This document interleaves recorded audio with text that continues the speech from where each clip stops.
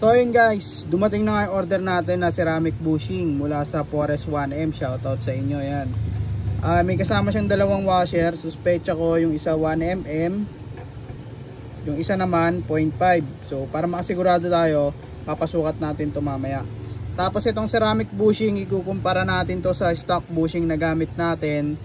Sa pakiramdam ko ngayon, mas magaan siya. At sabi ng karamihan, yung ceramic bushing mas madulas, mas maganda yung tulak ng pulley, mas maganda siya yung performance niya kaysa sa stock. So tingnan natin mamaya, pagkumparahin natin yung timbang. Pero ayun, magaan siya, magaan talaga siya. 0.5.